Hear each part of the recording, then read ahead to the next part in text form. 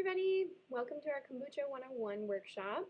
My name is Emily and I am the Food and Farms Manager at Groundwork Somerville. So this workshop is part of our Groundwork Somerville 20th anniversary celebration. So we put together 20 free online videos for everyone to share. And we ask that you contribute to our work. So please go online and donate at our website, groundworksomerville.org, in order to make these videos possible and support the work that we're doing. So on that note, we're going to go ahead and get started. Today I'm going to be talking about the basics of kombucha making, how to brew your own, and yeah, everything you need to know in order to get started.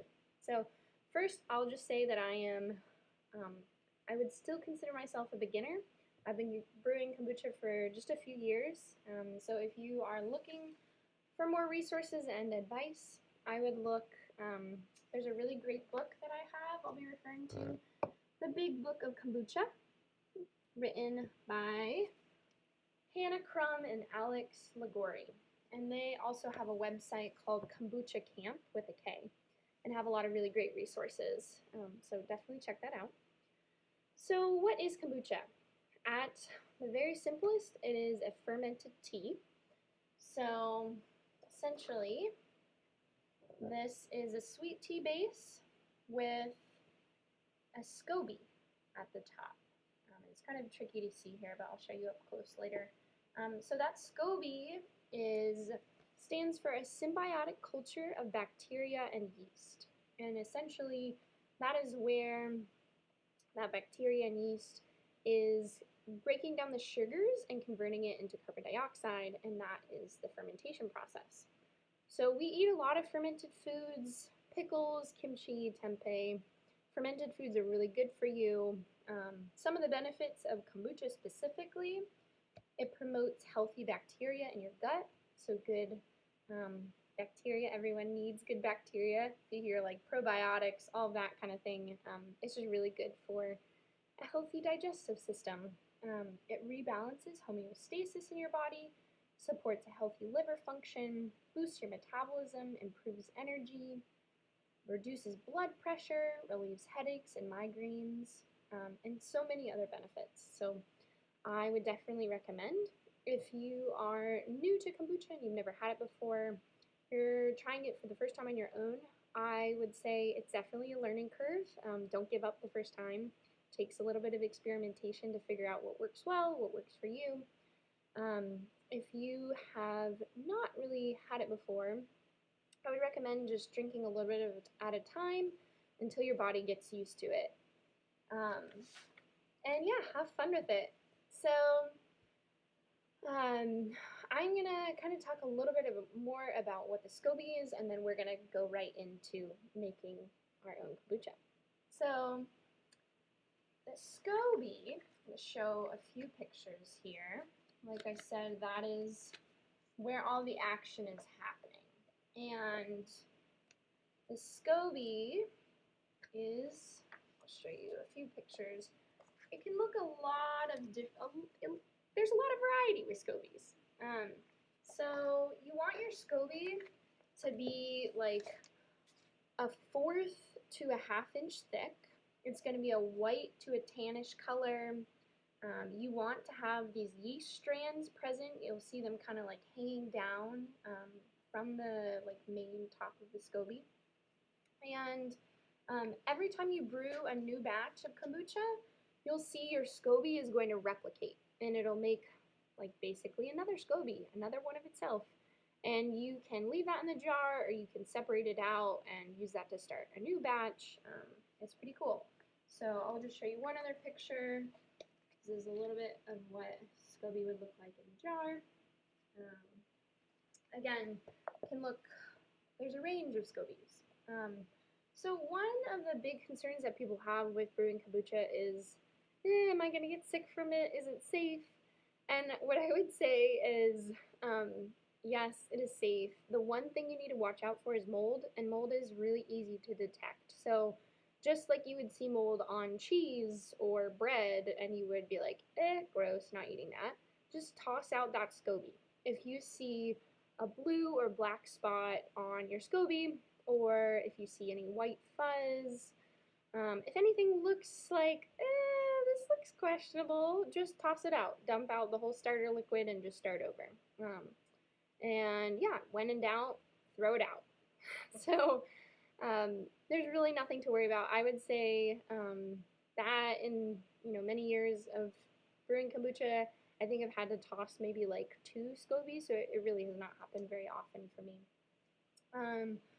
All right, so we are going to go ahead and get started. So to start, what you will need, and this is a recipe that I got from the kitchen.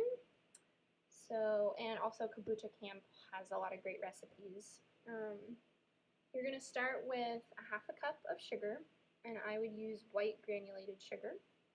You're going to use 7 cups of water, and I use 4 tea bags. And there's, again, so much range with kombucha. You can use loose leaf tea, you can use green tea, chai, all kinds of tea. I would say I've heard mostly recommended loose leaf tea, just like simple black tea is the best. But again, do whatever you can and whatever you have. And yeah, that is, other than these 3, other than water, tea, sugar, the last kind of core thing that you'll need is a SCOBY. And so this is where people kind of get like a little stuck of like, where am I supposed to get a SCOBY from? So don't freak out. You can get a SCOBY from the Kombucha Camp, the website that I mentioned. They sell SCOBYs in starter liquid. And starter liquid is essentially just like already made kombucha or already fermented. So that just kind of helps jumpstart the process to be able to brew your next batch. So you can buy that starter liquid and a SCOBY, or you can get it from a friend, or what you can do is you can make your own. And from what I've read, some experts recommend that you just get one that's already started because it will make the kombucha stronger. I've never done that before. I've only ever just made my own SCOBY. It kind of feels like a science experiment. It's fun. So, and honestly, I think the taste is just great. So, works for me. And essentially, to make your own SCOBY, all you're going to need is just a bottle of store-bought kombucha. So I usually use the brand Synergy, but there are lots of kombucha brands. I would just buy simple non-flavored kombucha, and that is going to be your last key ingredient for making your SCOBY. So I'm just going to kind of walk through this process. The first thing you're going to want to do is measure out 7 cups of water and boil your water on your stove. So let's go ahead and do that.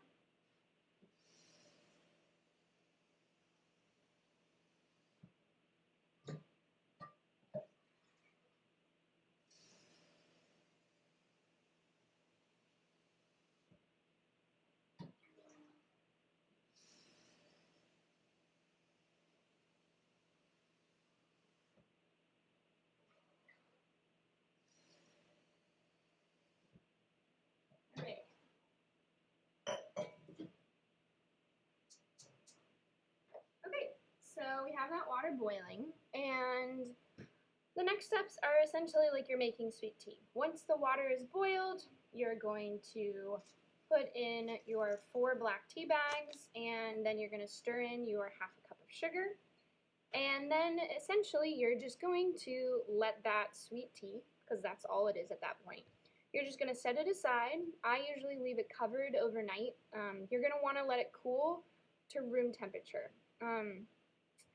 If you try to put your kombucha mix in when it's still hot, that will kill the bacteria and it won't be able to grow your SCOBY. So trust me, I know you're anxious and excited to get started, but this step is really important. So make your sweet tea and then just let it sit, wait overnight.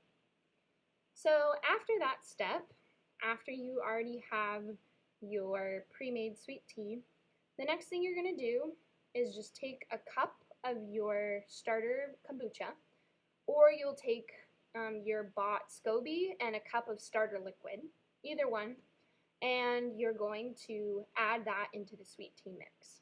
So at that point, you have your sweet tea, you have either your SCOBY and a cup of starter liquid, or you just have a cup of kombucha from the store, and you're just going to add that into your room temperature tea. After that, you're going to transfer that liquid into a jar. I use like a pretty large mason jar, and yeah, I would recommend using a glass jar. And you're going to cover it up. I use a cloth, but paper towel works great, and just put a rubber band over it to seal it off. I definitely recommend covering it with, a paper towel or a cloth like this. You want something breathable, but definitely covered so that, nothing's falling into it or nothing that you don't want in it will get into it. So the one nice thing about using a paper towel is you can also write the date that you made it on top of the paper towel. And that will be important because essentially you're going to want to then store this in a warm, dry place for 1 to 2 weeks. So I usually keep my kombucha in my kitchen, like above my stove. That seems to be the best spot for me to store mine. And then you're just gonna wait and wait. So in order to make your SCOBY, well, you're not really doing anything beyond that point, but in order for that fermentation to happen, it just takes time, and it is really dependent on the weather and temperature. So in colder weather, it's going to take longer. Warmer weather, it will happen faster. I would say it's going to take between 1 to 2 weeks. And so give it that 1 to 2 week. You can taste it. Taste it. I would recommend, why not taste it every single day for those 2 weeks? And you'll really get a cool sense of how it changes from day to day. And that will also allow you to kind of see okay, I think I like this level of sweetness, or no, I think I like it a little stronger. It will start to taste like apple cider vinegar if you leave it really long. I have done that, and yeah, that will wake you up. So I have found tasting it every day is great. But then after you've reached that 1 to 2 week mark, you should definitely see your SCOBY at the top. And again, this I think has been in not even quite 2 weeks. It's really difficult for you to see, but you can kind of see the shadow at the top. I have my SCOBY is growing up here. And you can also see at the bottom of my jar. Yeah, look at that. Good yeast bacteria stuff growing down there. So you want that. And after that point, after the point when your kombucha is fermented and to the strength that you like it, you're going to move on to I guess this is step 3. If you say the first step is making the tea and the initial, and then the initial fermentation, and then the third step, which I'm going to go through this third step right now. And basically, let's see, maybe I'll give you a little view of my bird's eye view. Oh yeah, there's my SCOBY. It's really fun. You can touch it. It's squishy. So yeah, you'll have your tea, your fermented kombucha, and then after you've done that, you're going to get an airtight bottle. So I recycled this from a Trader Joe's bottle. I think it had ginger soda in it or something like that. Make sure you clean it out really good. Same with every, the container that you're going to put your initial fermentation into. So after it's cleaned out, I'm going to just pour this into here. And what I would say, what I usually do is I would remove your SCOBY because you're going to put this into your next batch.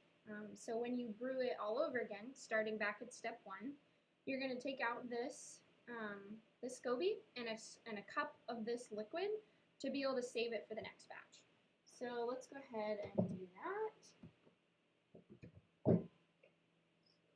Cup. Alright. And you can just grab the SCOBY with your hands, just be gentle. Woo. See? Beautiful. That is what you want it to look like. This one's still a little bit young, but that's essentially what it will look like. Usually it will float to the top, but no worries. It sometimes can take a few days for it to float up. Now we're just going to take a cup of this starter liquid, or, brewed kombucha. Woo! And this is what I'll use for that boiling water over there. So this is what I'm going to use to make the next batch of kombucha. Great. So now, why don't we, I'm going to taste this. See how it is. Great. Thumbs up.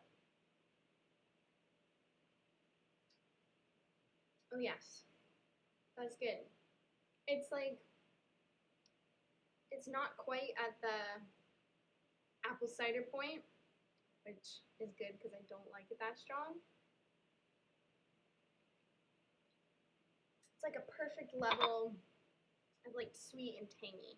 And that's kind of where you want it. Because it will still continue to ferment a little bit in this second phase. And this phase is, you could technically just take this and just be like, I got my kombucha, I did the first phase, forget that second phase. I'm having a party, I want to drink it. So you could just use this as is, but I really like to do the second phase because that's where it gets really bubbly, and that's where it will make it all fizzy and delicious. And also this is the stage where you can flavor your kombucha. I have flavored my kombucha with different herbs, basil, mint, also fruit. I would recommend using fresh fruit. And yeah, you can really experiment. There's lots of different things that you can flavor your kombucha with. Ginger is also really good. I think like a blueberry, strawberry ginger is maybe one of my favorites. But also like blueberry basil. You can get creative. All right, so I'm gonna first I have some pomegranate seeds here, some fresh pomegranate. Let's turn off this boiling water. So, you know what? While we're doing this, I'm just going to show you. So we have our boiling water here. I'm going to put our tea bags in.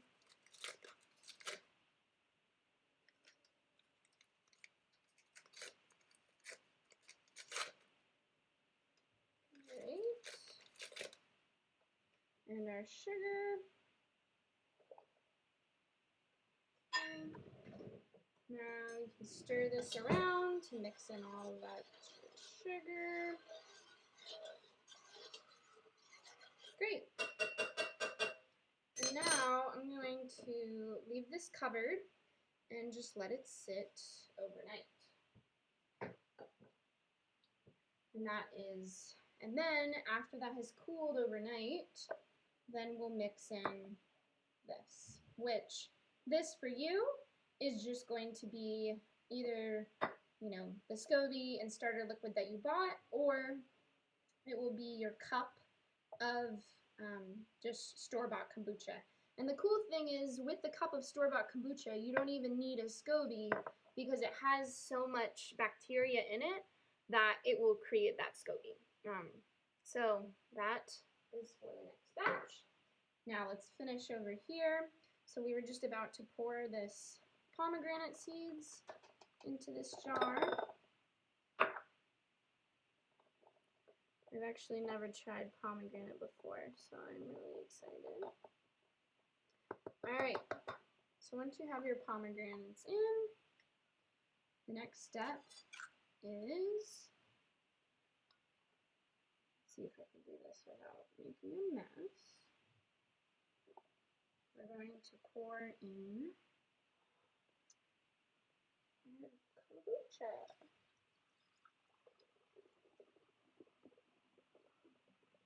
Alright, and I would leave, you know, a little bit of space there. Woo! It bubbled up! Good! The bubbles are really, that means it's healthy, it's strong, it's doing what I want it to be doing. Okay, and now I'm just going to seal it off.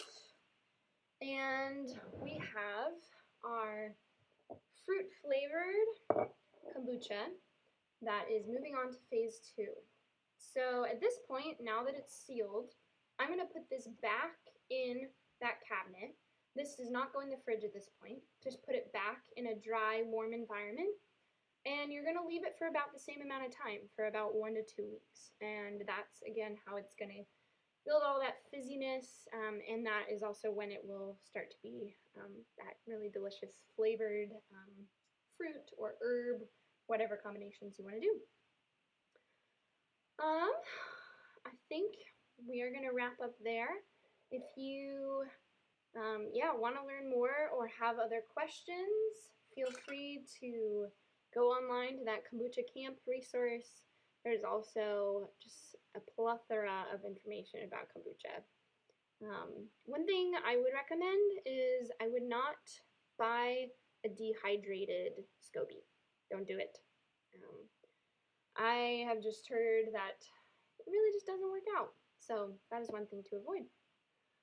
Alright, one other thing I'll say is after this is fermented for that 1 to 2 week point, be careful when you're opening it because there's going to be a lot of pressure in it and you're just going to want to open it really, really gently. Obviously right now there's not a lot of pressure, but there will be. So open it really carefully, and after that point, it will taste really fizzy and delicious, and then you can put it in the refrigerator, and it'll stay good for a really long time. And you know, now I have the rest of this, which I can either put this in another airtight bottle or use it towards my next batch of kombucha. So I hope that was helpful and just a brief introduction into brewing your own kombucha, and enjoy!